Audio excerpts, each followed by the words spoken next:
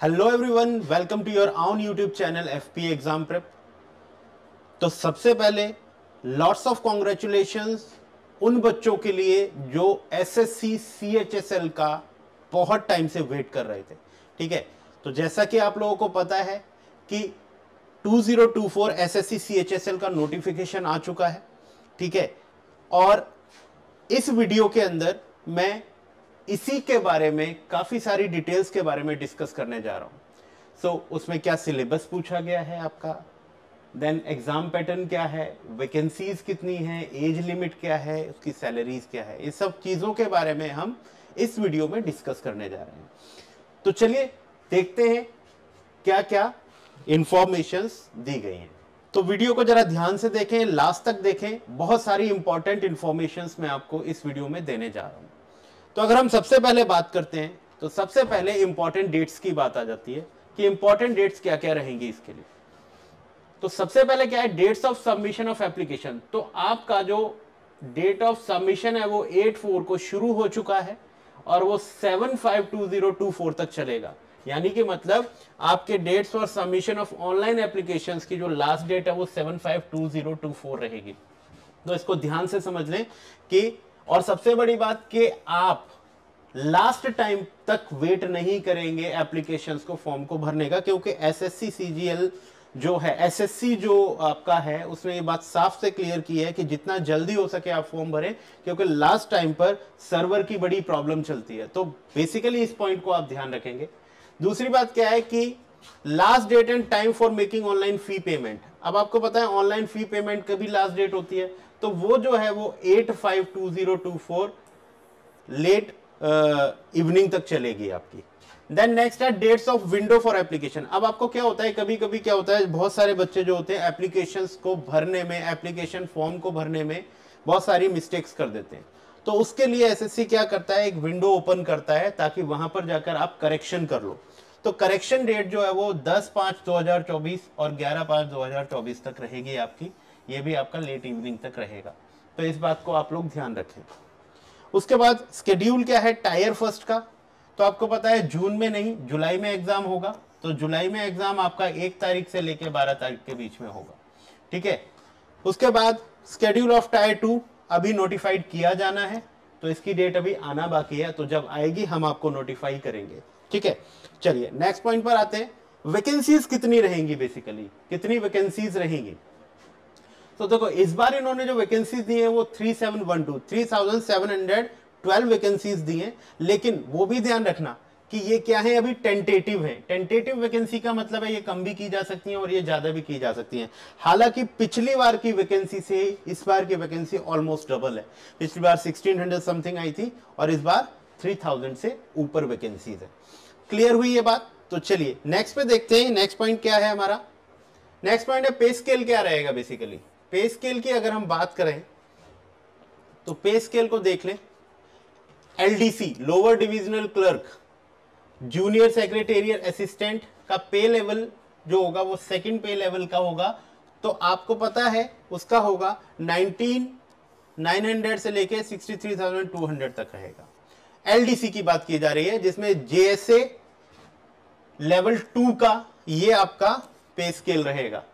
उसके बाद डीईओ पे लेवल 4, मतलब उसकी लेवल 4 की पे क्या होगी 25,500 से लेके 81,100 तक रहेगी। एंड लेवल 5 के ऑफिसर का 29,200 से 92,300 तक रहेगा। उसके बाद जो भी अलाउंसेस जुड़ते हैं वो अलग है, यानी कि मतलब एक अच्छा पे स्केल आपका बनेगा।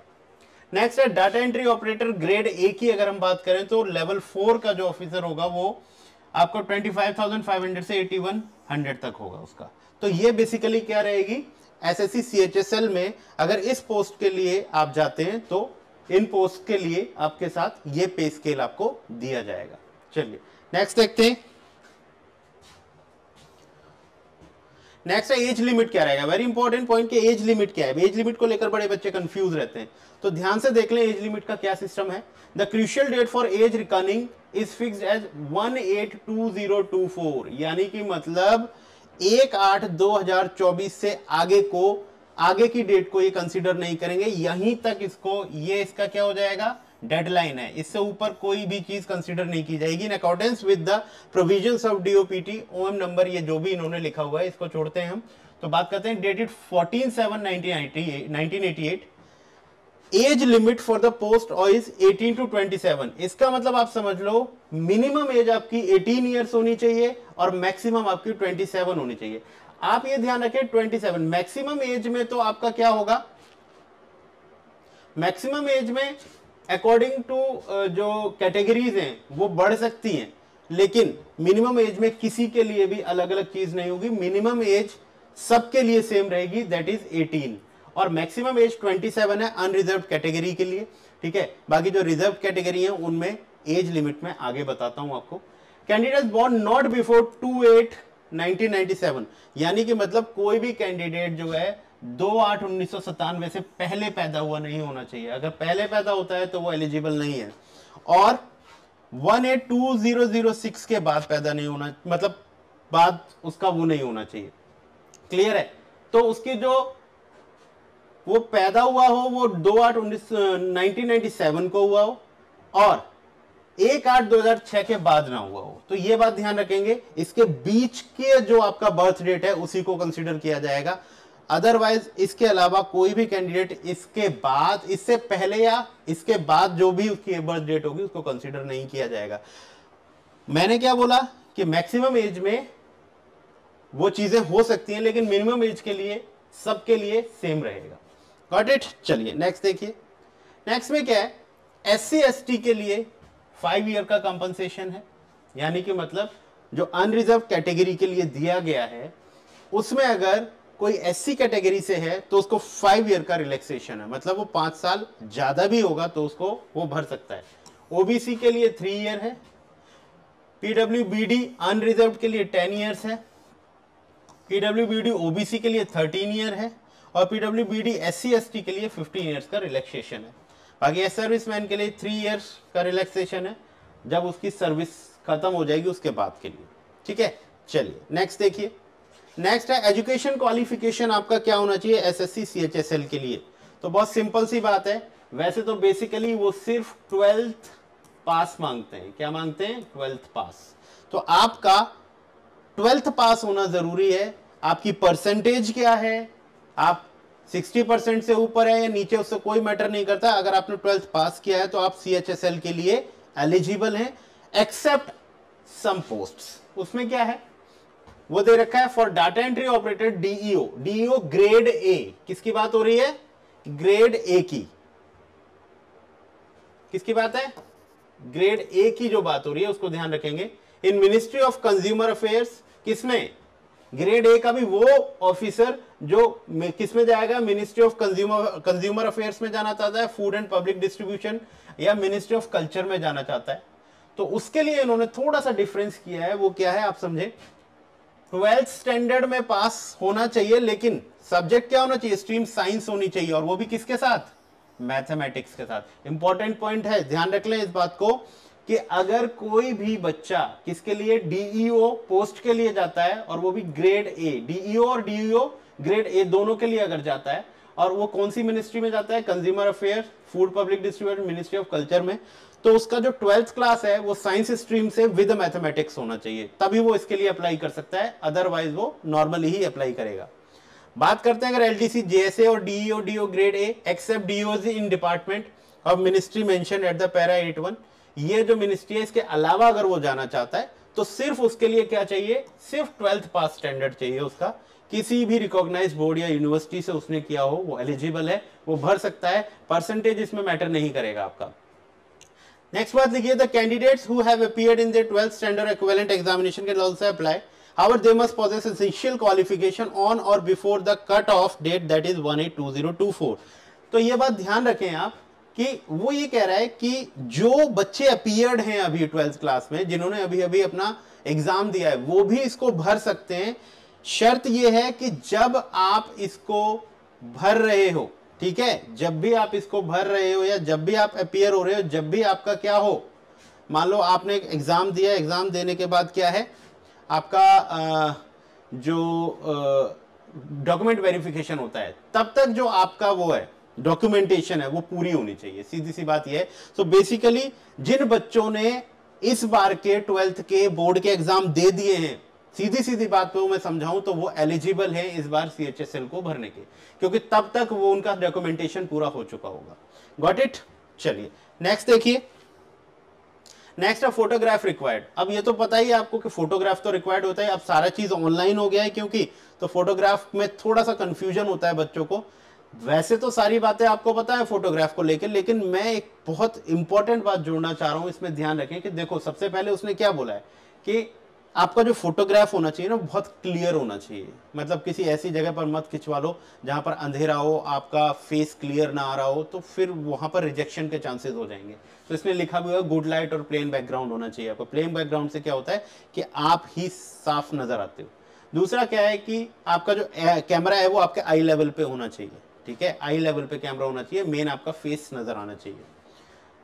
सीधा आप कैमरे की तरफ देखें तो उससे फोटो क्या होगा, क्लियर आएगा। और सबसे बड़ी बात जो आपको ध्यान रखना है वो ये कि ना तो आप कोई कैप वियर कर रहे हो, ना कोई मास्क वियर कर रहे हो, और सबसे बड़ी बात ग्लासेस और स्पेक्टिकल्स वियर नहीं कर। ये तो चलो आप नेचुरली भी समझ लोगे कि कैप लगाने से और मास्क लगाने से आपका चेहरा छुप जाएगा, तो ये हमें नहीं लगाना चाहिए।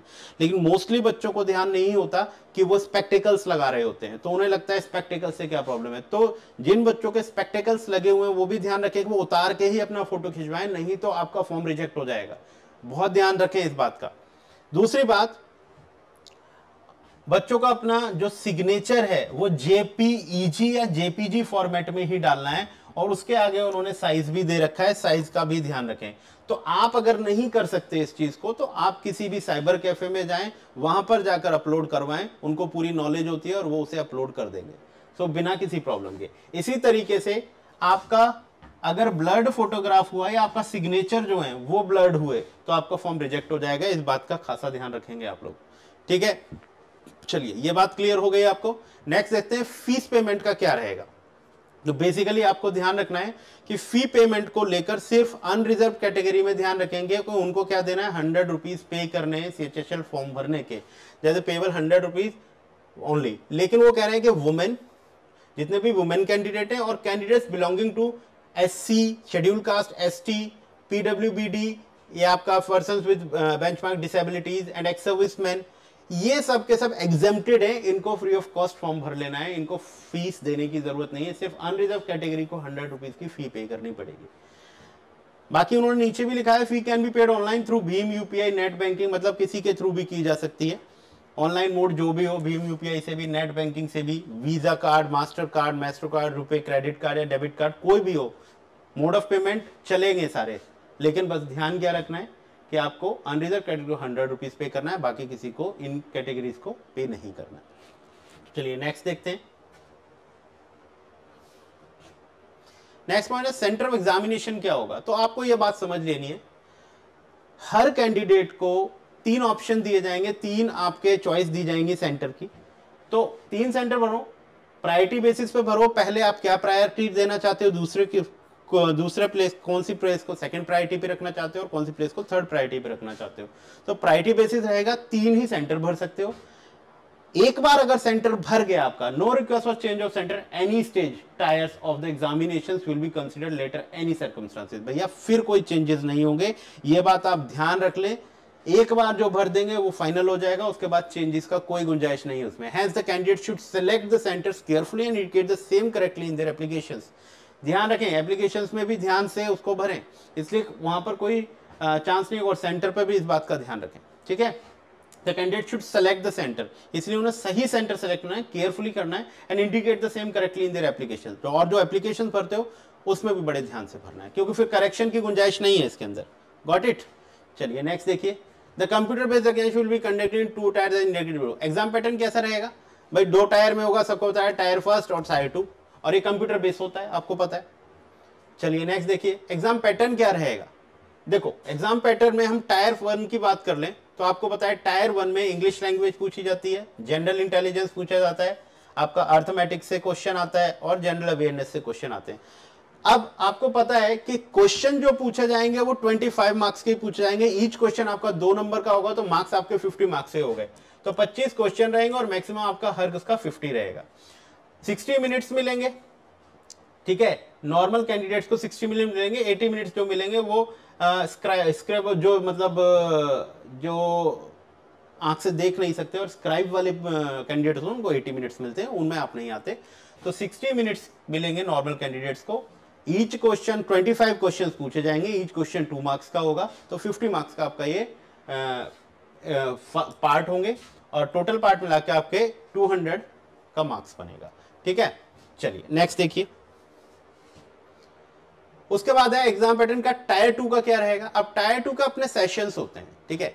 सेशन 1 सब्जेक्ट में, अगर सेशन 1 में आते हैं हम, तो मॉड्यूल फर्स्ट क्या होता है आपका अर्थमेटिक एबिलिटीज, और मॉड्यूल 2 में रीजनिंग एंड जनरल इंटेलिजेंस पूछा जाता है, ठीक है। सो आपके जो आपका सेक्शन 1 होगा उसके 2 मॉड्यूल होंगे, मॉड्यूल फर्स्ट और मॉड्यूल सेकंड। मॉड्यूल फर्स्ट में आपसे क्वांट्स पूछा जाएगा और मॉड्यूल सेकंड में रीजनिंग और जनरल एबिलिटी पूछा जाएगा। दोनों में 30-30 नंबर के क्वेश्चन आएंगे और 30 नंबर के क्वेश्चन जो होंगे, ईच क्वेश्चन आपका 3 मार्क्स का होगा, ठीक है। तो आप 180 मार्क्स का आपका क्या होगा, सेक्शन 1 होगा। सेक्शन 1 आपका 1 घंटे का होगा फॉर ईच सेक्शन, यानी कि मतलब इसके लिए भी 1 घंटा और इसके लिए भी 1 घंटा, तो 2 घंटे का आपका ये सेक्शन हो जाएगा, ठीक है। 1 आवर फॉर ईच सेक्शन, ठीक है। नेक्स्ट है आपका सेशन 2। सेशन 2 में क्या होगा, इंग्लिश लैंग्वेज होगी। इंग्लिश लैंग्वेज देख लीजिए, आप ध्यान से देख लीजिए, 40 मार्क्स का पूछा जाएगा। इसका मतलब आप यहां पर ही समझ लो कि आपका पूरा का पूरा पेपर आपका जो क्लियर होने का है, CHSL कैसे क्लियर होगा, वो सारा का सारा दारोमदार आपका किस पर डिपेंड होगा, इंग्लिश पर डिपेंड होगा, क्योंकि मैक्सिमम मार्क्स कौन कलेक्ट कर रहा है आपके, सीधी सी बात है, इंग्लिश आपके मैक्सिमम मार्क्स लेकर बैठा हुआ है। तो 40 मार्क्स इंग्लिश लेकर बैठा हुआ है, 120 नंबर का आपका इंग्लिश ही पूछा जाएगा। तो इंग्लिश पर खासा ध्यान रखेंगे आप लोग, जिसमें हम आपकी बहुत हेल्प करेंगे। अगर आप हमारे वीडियोस देखेंगे, क्लियरली देखेंगे, डेली देखेंगे, तो फिर उसमें आपको इंग्लिश में बहुत हेल्प मिलने वाली है। तो देख लीजिए 40 मार्क्स की इंग्लिश आएगी आपकी। उसके बाद जो सेशन फर्स्ट का इसमें जो है, सेक्शन फर्स्ट में आ गया, सेक्शन फर्स्ट में ही आपका कॉम्प्रिहेंशन का मॉड्यूल फर्स्ट, मॉड्यूल 2 में जनरल अवेयरनेस पूछ ली जाएगी आपसे। जनरल अवेयरनेस जो है वो सिर्फ 20 मार्क्स की पूछी जाएगी। तो ये दोनों जो है आपके मॉड्यूल मिलाकर हमारे 180 मार्क्स का हो गया, ठीक है। अब इसी में जो सेक्शन 3 है उसका मॉड्यूल फर्स्ट है, कंप्यूटर नॉलेज पूछी जाती है आपसे। तो कंप्यूटर नॉलेज को भी आप, भले ही ये क्या है आपका सिर्फ क्वालिफाइंग है, ध्यान रखें ये क्वालिफाइंग है, लेकिन क्वालिफाई तो करनी पड़ेगी। अगर क्वालिफाई नहीं करोगे तो फिर फेल हो जाओगे। फिर ये बात आपने इसमें चाहे 100 में 100 में से 100 लिए, चाहे इसमें 100 में से 100, लेकिन अगर इसमें फेल हो गए तो फिर वो कोई काम नहीं आएगा, वो सब बेकार हो जाएगा। क्योंकि हर मॉड्यूल में पास होना जरूरी है, हर मॉड्यूल में क्वालिफाइंग होना जरूरी है। समझ में आ गई ये बात, गेट इट। चलिए नेक्स्ट देखिए, सेशन जो 3rd होगा आपका, सेशन 2 में जो 3rd सेक्शन होगा आपका, वो स्किल टेस्ट का होगा। स्किल टेस्ट आपका कब होगा, जब टायर 1 भी क्लियर कर लोगे, टायर 2 भी क्लियर कर लोगे। तो टायर 2 में जो सेशन 2 होगा उसमें आपका स्किल टेस्ट और टाइपिंग टेस्ट होता है। तो पार्ट ए में स्किल टेस्ट होगा, DEOs के लिए, डिपार्टमेंट मिनिस्ट्री मेंशन रहेगी आपकी, 15 मिनट्स का होगा आपका, ठीक है। और ऐसे ही पार्ट बी में आपका स्किल टेस्ट होगा DEOs के लिए, एक्सेप्ट द डिपार्टमेंट वाले में, उसमें भी 15 मिनट्स का ही आपकी टाइपिंग टेस्ट होगी। पार्ट सी में अगर हम आ जाएं तो स्किल टेस्ट होने के बाद हमारा पार्ट सी में टाइपिंग टेस्ट होगा, LDC और JSA के जो पोस्ट होगी उसके लिए। ये किसके लिए, DEOs के लिए स्किल टेस्ट होगा, और LDC और JSA के लिए हमारा टाइपिंग टेस्ट होगा। 15 minutes for the candidates, 15 minutes मिलेंगे आपके स्क्राइब वालों के लिए और 10 मिनट्स मिलेंगे आपको जो नॉर्मल कैंडिडेट्स हैं उनके लिए, ठीक है। चलिए नेक्स्ट देखिए, एग्जाम पैटर्न क्या रहेगा आपका। Tyre 2 will be conducted in 2 sessions. Tyre 2 जो होगा वो 2 सेशंस में कंडक्टेड होगा। Session first session second on same day, एक ही दिन में होगा, ध्यान रखेंगे, अलग अलग दिन में नहीं होगा, एक ही दिन में होगा। Session first will include conducting of section first, section 2 and module 1 of section 3rd. Section 2 will conclude conducting of module 2 of section 3rd. इसका मतलब है कि वो ये कह रहा है सेशन फर्स्ट जो होगा will include, उसमें क्या होगा, सेक्शन फर्स्ट का सेक्शन फर्स्ट, सेक्शन सेकंड और मॉड्यूल फर्स्ट होगा, सेक्शन थर्ड का मॉड्यूल फर्स्ट होगा। यानी कि मतलब जो आपका सेशन फर्स्ट होगा उसमें मैं आपको यहीं से बता देता हूं, सेक्शन फर्स्ट में मॉड्यूल फर्स्ट और मॉड्यूल टू, और सेक्शन सेकंड का मॉड्यूल फर्स्ट, ये होगा हमारा। ठीक है, सेक्शन जो सेशन टू होगा will include conducting of module two of section third, section third का मॉड्यूल टू उसमें होगा। यानी कि मतलब आपको समझ में आ रहा है कि जो हमारा सेशन फर्स्ट होगा उसमें क्या क्या होगा, सेक्शन फर्स्ट और सेक्शन सेकंड ये दोनों आएंगे, और उसके मॉड्यूल फर्स्ट ऑफ, और उसमें क्या होगा, मॉड्यूल फर्स्ट आएगा सेक्शन थर्ड का, और सेक्शन सेकंड में जो होगा आपका मॉड्यूल टू और सेक्शन जो सेक्शन थर्ड है उसका मॉड्यूल टू उसमें आ जाएगा। बात समझ में आई? चलिए नेक्स्ट देखते हैं, module two of section third that is skill test.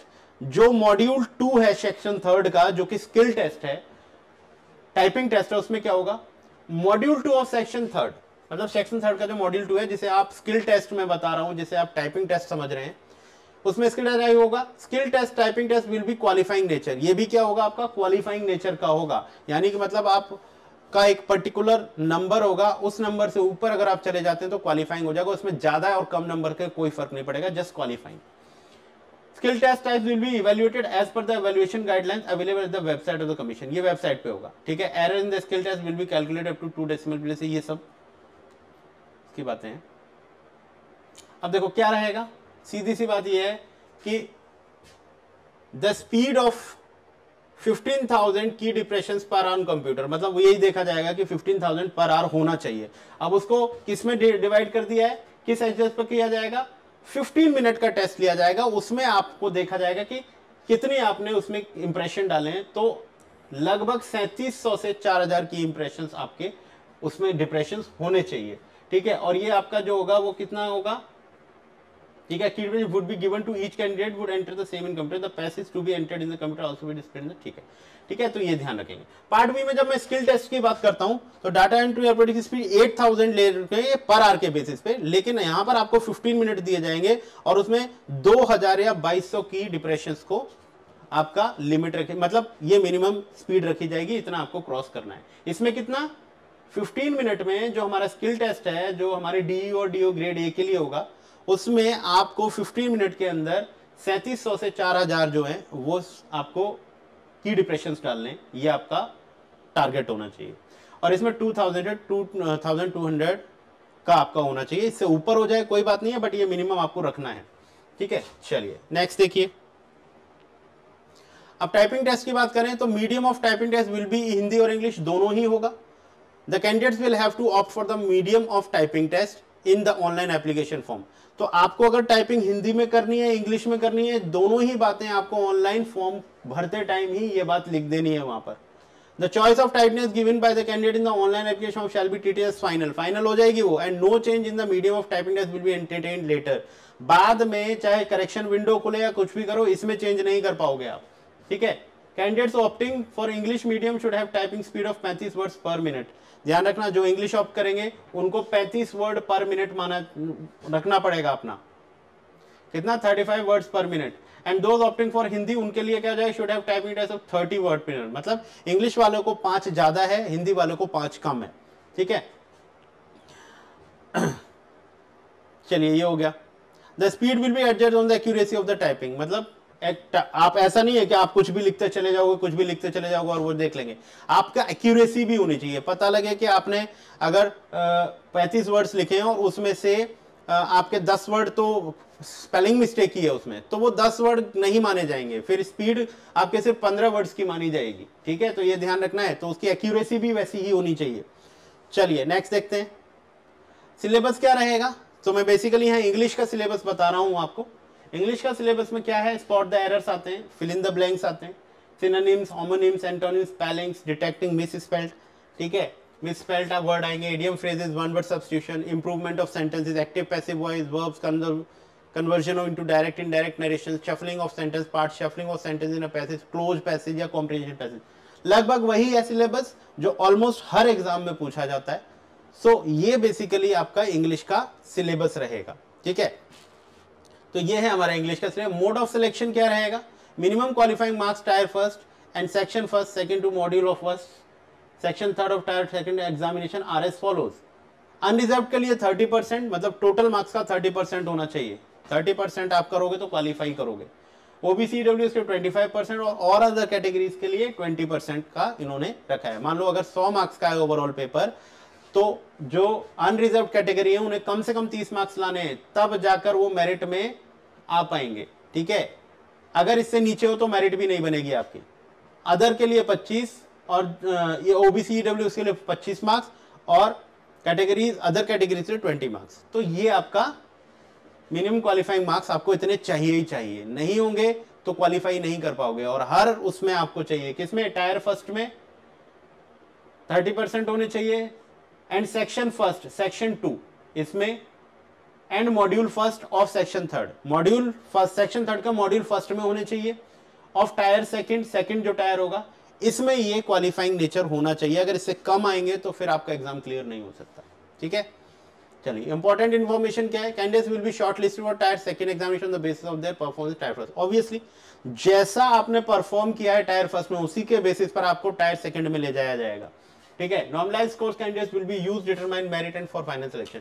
जब चीजें नॉर्मलाइज होंगी, एग्जाम होगा, उसके बाद नॉर्मलाइजेशन जो होता है, उसके बाद जो मेरिट लिस्ट बनेगी फर्स्ट टायर की, उसी के बेसिस पर आपको सेकंड टायर के लिए सेलेक्ट किया जाएगा.